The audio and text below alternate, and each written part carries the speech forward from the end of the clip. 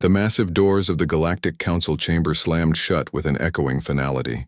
Grand Admiral Jonathan Drake stood motionless, his weathered face betraying no emotion as the Council's verdict reverberated through the ornate halls of the station. Humanity's petition for membership had been denied. Not just denied, but utterly rejected with a warning to remain within their prescribed boundaries. Strategic Director Diana Vale, her silver-streaked black hair pulled tight in a military bun, gripped the datapad containing their rejected petition until her knuckles whitened. "They fear us," she whispered, dark eyes narrowing as she watched. The last of the council representatives file out through their private exits. "Did you see how the Arcturian delegate trembled when presenting our military capabilities assessment?" Drake nodded slowly, his mind already racing through contingencies they'd prepared for this exact scenario. "Operation Nimbus is now in effect," he stated quietly, activating his quantum-encrypted communicator. The device pulsed once, sending a signal that would reach Earth in seconds, bypassing conventional communication channels the Council thought humans still relied on. The journey back to their ship, the TNS Prometheus, was silent, but it was within the secure confines of the vessel's war room that humanity's true response began to take shape. The room's holographic displays sprang to life, revealing what the Council had failed to discover during their assessment, the true extent of human military advancement. "Display case, Oracle," Drake commanded. The central hologram shifted, showing thousands of points of light scattered across multiple star systems. Each point represented a hidden shipyard, a cloaked facility, or a weapons development center that humanity had carefully concealed from the Council's observers. Director Vale stepped forward, her fingers dancing through the holographic display. "The Council believes our fleet consists of barely 300 ships. They have no idea about the Ghost Fleet." The hologram zoomed in on a particularly dense cluster of lights deep in the Orion Spur. 5,000 warships built in secret over the past 2 decades, waited in suspended animation within a massive cloaked facility. "What about Project Prometheus?" Drake asked, focusing on a different sector of the display. Vale's smile was sharp enough to cut. "Fully operational, the quantum fold drive works exactly as designed. Our ships can now traverse distances in hours that take their fastest vessels weeks. More importantly, the technology is completely incompatible with their detection systems." Drake allowed himself a grim smile. "And the Lazarus Protocol?" "Ready for immediate implementation." Vale brought up another display, showing vast underground facilities on dozens of worlds. "We can have fully operational military bases established on 50 planets within 48 hours. The prefabricated components are already in position waiting for activation." The door slid open, admitting Technical Commander Ravi Sharma, his normally cheerful face unusually serious. "The quantum transmission from Earth just arrived. The Security Council's response is unanimous." He handed Drake a crystalline data chip. "We are authorized to proceed with full militarization. Operation Empire Rising is now active." Drake inserted the chip into the central console. New displays sprang to life, showing detailed battle plans and deployment strategies that had been refined over years of preparation. Humanity had hoped for acceptance but planned for rejection. Now those plans would bear fruit. "Send the activation codes to all Ghost Fleet facilities," Drake ordered. "Begin awakening procedures for all dormant ships. Initiate Lazarus Protocol across all designated worlds." He turned to Vale. "How long before the Council realizes what we're doing?" "By their own laws, they're required to wait 30 standard days before conducting any surveillance of our space following a rejection," Vale replied. "By then it'll be too late." "Good." Drake's voice was steel. "Because in 30 days we won't be asking for a seat at their table. We'll be building our own empire, and they'll be the ones seeking audience with us." The next few hours aboard the Prometheus were a flurry of activity. Encrypted quantum bursts activated hidden facilities across hundreds of light years. The Ghost Fleet began its awakening sequence, massive ships stirring to life in the darkness of space. On 50 worlds, underground facilities began their transformation into military bases, automated systems constructing defensive installations and shipyards at an impossible pace. As the Prometheus prepared to jump back to Earth space, Drake stood at the bridge's observation window, watching the Council station slowly rotate against the backdrop of stars. They could have had us as allies, he mused. Instead, they'll face us as competitors, then as equals, and finally as their superiors. Vale joined him at the window. The Council's biggest mistake was assuming we needed their permission to become a galactic power. They thought denying us a seat at the table would keep us contained. Instead, Drake finished, they gave us the motivation to build something greater than they could imagine. He turned to the helm. Set course for Earth. It's time to show the galaxy why they were right to fear human potential. The Prometheus vanished into quantum space, leaving behind a council that had no idea they'd just witnessed the last moments of their unchallenged dominion. Humanity had been denied a place at their table. Now they would build an empire that would make the council's authority look like a planetary governor's jurisdiction. The age of human dominion was about to begin. 29 days after humanity's rejection from the Galactic Council, the TNS Prometheus hung silently in the shadows of the Arcturus Nebula. Grand Admiral Drake stood before a holographic display showing thousands of green dots. The Ghost Fleet, now fully awakened and ready for deployment. Status report, Drake commanded, his voice carrying across the newly expanded bridge. The Prometheus, like all ships in the Ghost Fleet, had undergone its final metamorphosis. Hidden weapon systems and quantum armor plates had unfurled from seemingly decorative fixtures, transforming the diplomatic vessel into a full-fledged warship. Strategic Director Vale stepped forward, her uniform now bearing the newly created insignia of the Terran Imperial Forces. The Council remains oblivious. Their standard monitoring satellites will reactivate in approximately 6 hours. Ghost Fleet squadrons are in position around all primary targets. Technical Commander Sharma's fingers danced across his console. Project Prometheus drives are operating at 115% efficiency, better than simulations predicted. The Quantum Fold network is ready for simultaneous fleet deployment. Drake nodded, studying the strategic overlay. The Council had divided the galaxy into spheres of influence, keeping humanity confined to a tiny sector. That was about to change. Begin Operation Shattered Chains. Authorization code, Phoenix Rising.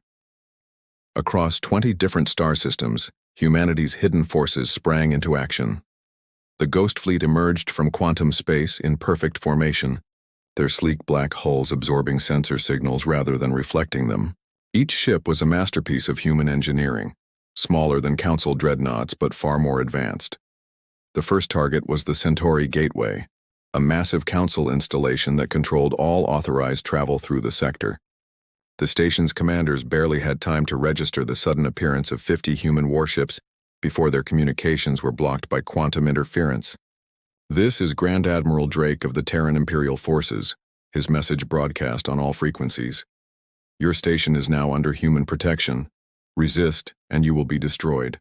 Cooperate, and you will be treated fairly under the new order. The station's commander, a proximan named Vestar, appeared on the main screen. This is an act of war. The Council, Drake interrupted, is about to discover that humanity will no longer accept their chains. He turned to Vale. Show them our resolution. Vale activated a special command sequence. Across the sector, hidden quantum beacons activated simultaneously. Massive energy fields sprang into existence, creating an impenetrable barrier that cut off all Council reinforcement routes to the sector. For the first time in 10,000 years, the Council's forces were divided and isolated. The Centauri Gateway surrendered within hours. Similar scenes played out across the sector as human forces seized strategic installations with surgical precision. But it wasn't just military targets.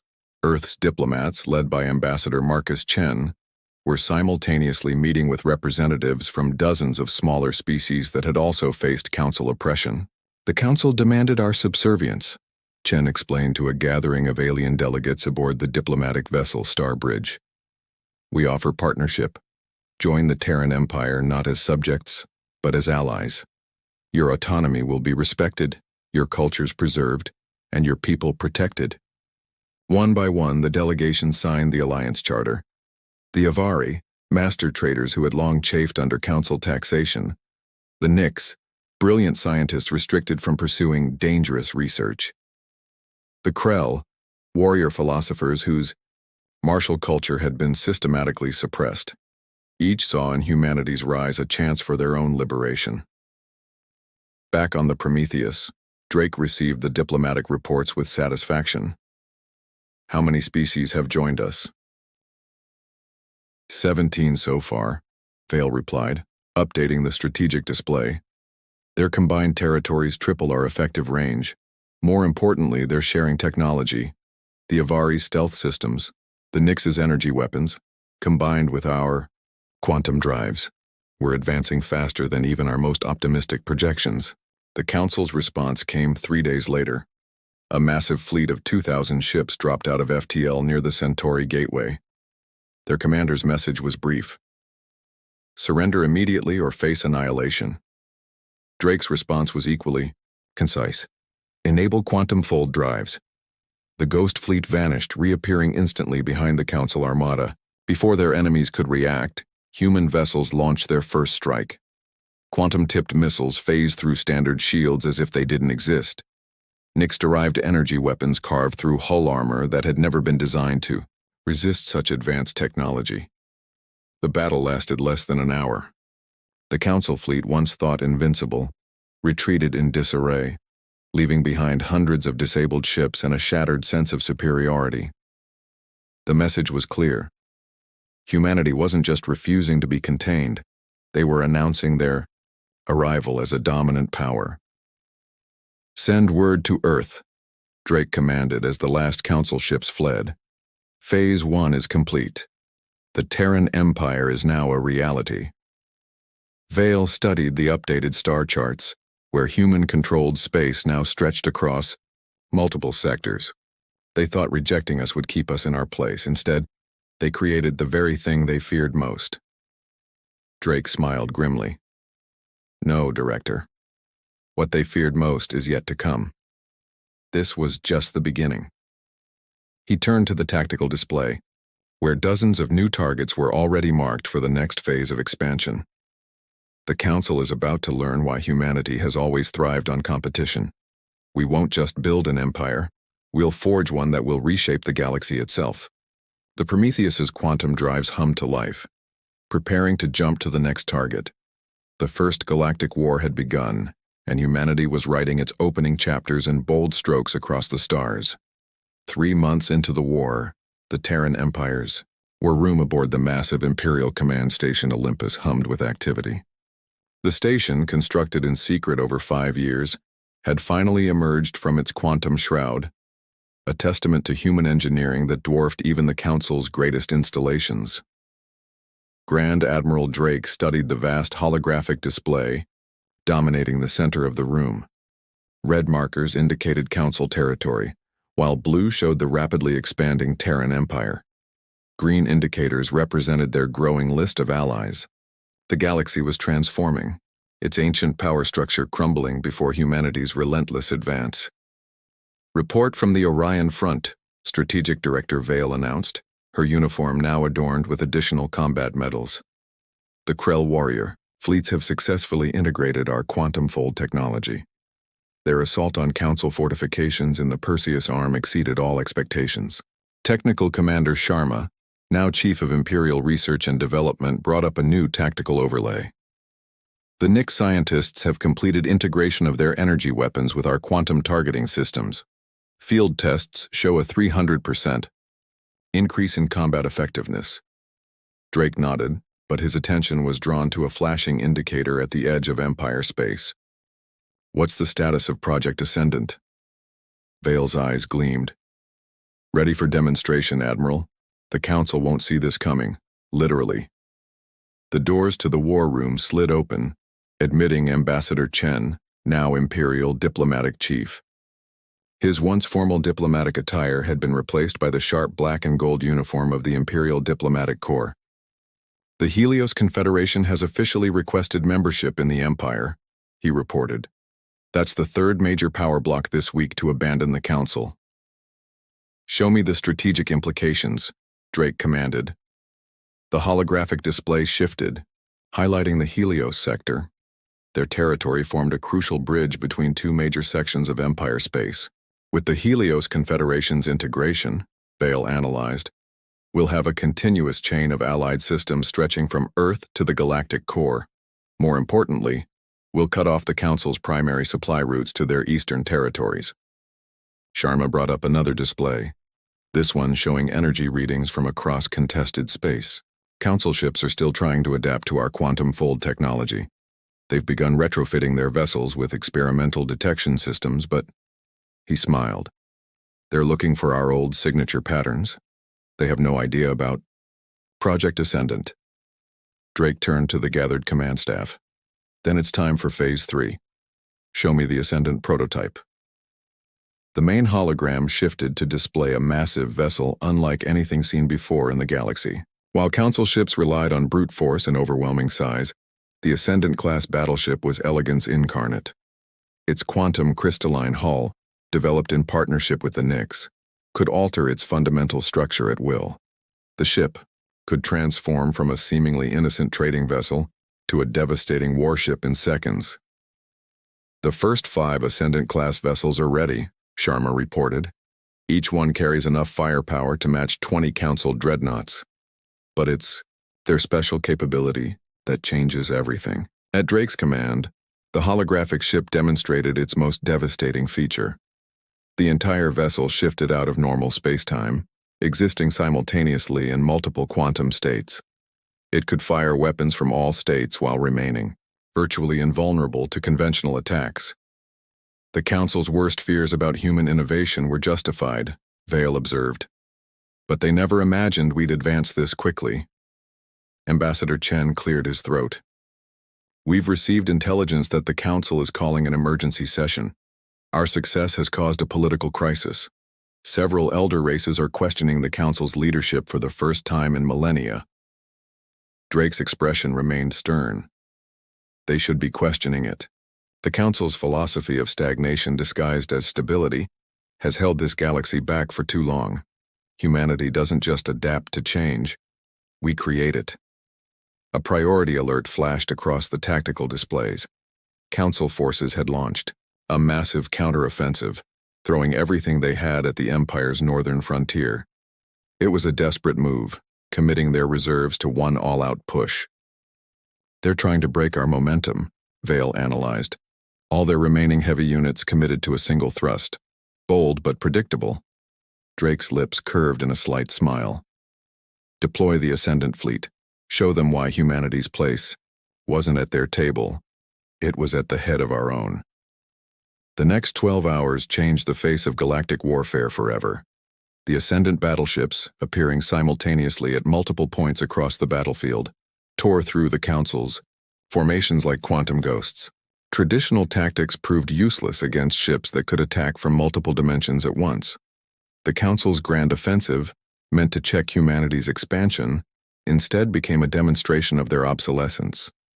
As news of the battle spread, more species broke away from the Council's authority, seeking alliance with the ascendant human empire. In the aftermath, Drake stood at the observation deck of the Olympus, watching ships from 24 allied species dock with the massive station. We didn't just build an empire, he mused to Vale, who stood at his side. We're building a future, one where innovation is celebrated, not feared, where progress is the goal, not stagnation. Vale nodded, her eyes on the steady stream of ships arriving from newly allied worlds. The Council thought they were containing a threat. Instead, they inspired a revolution. Prepare for Phase 4, Drake ordered, turning back toward the foreroom. It's time to show the galaxy what humanity's empire can truly become. The Olympus's quantum core pulsed with power, its energy radiating across space like a beacon of change. The old order was crumbling, and from its ruins, humanity was forging something unprecedented. An empire built not on oppression, but on the very innovation and adaptability that the Council had feared. 6 months into the Galactic War, the Terran Empire's Olympus station had become the new center of galactic power. The Council's authority was crumbling, but their desperate actions had turned increasingly dangerous. Grand Admiral Drake stood before the Imperial War Council, composed of both human and alien leaders, as reports of the Council's latest atrocity filled the screens. "They've initiated the Omega Protocol," Vale reported grimly. 3 star systems deliberately destabilized, billions dead, just to deny us strategic positions. Her hands clenched at her sides. They're burning their own worlds rather than letting them join us. The Nyx representative, a being of crystalline energy named Zara Vex, pulsed with anger. The Council preached stability for millennia, yet they turned to such barbarism when their control slips. Drake activated the central hologram, revealing the Empire's most closely guarded secret. Then it's time for Operation Starforge. The display showed a massive construction hidden in the heart of a dark nebula, a quantum forge capable of restructuring reality itself. Technical Commander Sharma stepped forward. By combining human quantum fold technology with Nyx energy manipulation and Krell gravitational engineering, we've created something unprecedented. The Starforge can rewrite the laws of physics within a localized space. We can neutralize the Council's attempts to destroy star systems. Ambassador Chen, who had just returned from negotiating with another cluster of worlds seeking to join the Empire, looked troubled. The Council's propaganda machine is working overtime. They're painting us as aggressive usurpers, claiming we'll destroy galactic civilization. "Then let's show them what we're really building," Drake declared. He entered a command sequence and the hologram shifted to display hundreds of rescue ships and reconstruction fleets. "Launch Operation Salvation. Every world the Council tries to destroy will save. Every system they abandon will rebuild." The next phase of the war unfolded across the galaxy. As Council hardliners pursued their scorched earth policy, Imperial forces raced to protect civilian populations. The Starforge's power reached across space, stabilizing dying stars and reversing the damage to planetary cores. The Avari trade prince, Cortal, watched from the Olympus as Imperial ships evacuated millions from a Council world under attack. "They called humans warmongers," he observed to Drake. "Yet here you are, spending vast resources to save those who were your enemies." "The Empire isn't built on destruction," Drake responded. "It's built on potential. Every species, every world has something to contribute. The Council tried to contain that potential. We're here to unleash it." The turning point came at the Battle of the Seventh Veil, a massive nebula that had long marked the boundary between Council space and the frontier. The Council committed their remaining forces to a final desperate offensive. 5,000 ships, their crews driven by fanatical loyalty to the old order, emerged from FTL in perfect attack formation. They found themselves facing not just the Empire's military might, but a demonstration of its true vision. The Ascendant fleet, now doubled in size, formed the vanguard. Behind them, ships from 30 different species moved in perfect coordination. Their technologies blended into something greater than the sum of their parts. "All ships execute Operation Unity," Drake commanded from the bridge of the TNS Prometheus, now upgraded into an Ascendant-class flagship. The Empire's fleet didn't just fight, they transformed the battlefield itself. Quantum fields redirected. Enemy fire. Gravitational lenses turned space itself into a weapon. Nyx energy matrices protected civilian worlds from collateral damage. The Council fleet's formation broke under the onslaught, not just defeated but utterly outmaneuvered. As their ships retreated in disarray, the Empire's true victory was already unfolding. Across Council space, populations rose up against their leaders, demanding the right to join the new order that promised progress instead of stagnation. Vale found Drake in his private observation room after the battle, watching as Imperial reconstruction ships began rebuilding a damaged Council world. "The Council's central defense fleet is shattered," she reported. "Their remaining forces are either surrendering or going rogue. But there's something else." She paused, a rare smile crossing her face. "The Precursor Archives have requested our protection." Drake turned sharply. The Precursor Archives, repository of the galaxy's oldest and most advanced knowledge, had been under Council control since their founding. Their request for Imperial protection was more than a strategic victory. It was a symbolic changing of the guard. "Have Ambassador Chen prepare a formal reception," Drake ordered, "and notify the science division. The archives aren't just to be protected, they're to be shared. The Council hoarded knowledge. We'll distribute it." As the Empire's influence spread, its nature became clear. Humanity hadn't just built a military force or a political entity. They had created a new kind of civilization. One where advancement was celebrated, where different species worked together to achieve what none could do alone, where the future was seen as an opportunity rather than a threat. The Council thought containing humanity would preserve their power, Vale reflected, watching Imperial and Allied ships moving purposefully through space. They never understood that by trying to contain us, they only proved why their system had to change. Drake nodded, his eyes on the streams of data, showing new worlds joining the Empire hourly. "We didn't just refuse a seat at their table," he said. "We built something they never could, an empire where every species can reach its full potential." The quantum comm chimed with urgent news. The Council's inner systems were requesting terms of surrender. The war was entering its final phase, but the real work of building humanity's vision was just beginning. 1 year after humanity's rejection from the Galactic Council, Grand Admiral Drake stood in the transformed council chamber.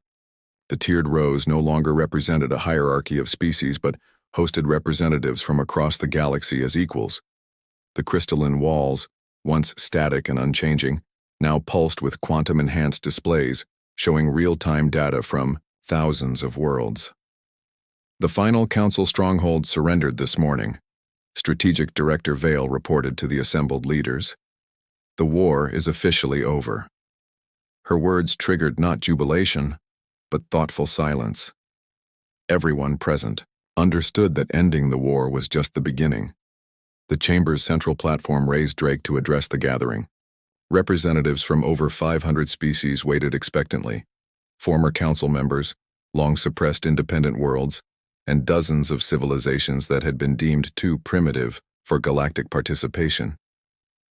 "1 year ago we stood in this chamber as supplicants," Drake began, his voice carrying to every corner. "We were told humanity was too aggressive, too unpredictable, too innovative for galactic society. The Council sought to contain us, to preserve their version of stability." He paused, looking across the gathered faces, tentacles, energy forms, and consciousness matrices. They were right about one thing. We were a threat, not to civilization but to stagnation. Technical Commander Sharma activated the chamber's new quantum visualization system. Above the assembly, a holographic display showed the transformation, already underway. Worlds once devastated by Council weapons bloomed again, healed by Starforged technology. Trade routes pulsed with activity as species long kept apart began sharing knowledge and resources. Ambassador Chen, now Chancellor of Interspecies Relations, stepped forward. "The Terran Empire is not built on conquest, but on potential. Every species here has something unique to offer. Under the Council, those gifts were suppressed. Under the Empire, they will flourish." Zaravex of the Nyx floated forward, her crystalline form refracting light in complex patterns. "Already the combination of human quantum mechanics with our energy manipulation has opened fields of study we never imagined. The Council feared such advancement. The Empire embraces it." The Krell Warmaster, Torkan, raised his ceremonial blade. "They called humans aggressive. We call them passionate. Where the Council saw danger and strength, the Empire sees opportunity and diversity." Vale brought up new data streams showing the unprecedented pace of development. "In 1 year, we've achieved what the Council deemed impossible. Faster than light. Technology has improved tenfold. We've cured diseases that plagued species for millennia. We've made the galaxy smaller, yet infinitely more expansive." Drake nodded to Sharma, who activated the chamber's final transformation. The walls became transparent, revealing the vastness of space beyond. But it wasn't empty space. Massive construction projects were visible everywhere. The Starforged technology was being adapted to create sustainable habitats, research stations, and transportation hubs that defied traditional physics. "This is humanity's vision," Drake continued. "Not an empire of conquest, but one of creation. Not unity through suppression, but harmony through freedom to evolve. The Council sought to preserve the galaxy in amber. We seek to nurture it into constant bloom. A former Council elder, one who had voted against humanity's admission, rose slowly. "We feared your species would destroy what we built," the ancient being admitted. "Instead, you built something we never dared to imagine." Drake smiled. "Because that's what humans do. We don't just adapt to the universe. We challenge it to adapt to us. We don't accept limitations, we transcend them." The chamber's quantum core pulsed, connecting every being present in a moment of shared consciousness. Another innovation that blended technologies from multiple species. In that moment, they all understood the true nature of the empire humanity had built. It wasn't just a political entity or a military force, it was an idea, a promise that every species could reach its full potential. "The Council's table is gone," Vale observed, looking at where the old Council's high seats had been. "And we didn't just build our own. We eliminated the need for tables altogether." Drake nodded, watching as representatives from formerly hostile species engaged in eager discussion about joint projects. "We built something better. A galaxy where every species can stand on its own merits, yet work together for common advancement." The Terran Empire became something unprecedented in galactic history.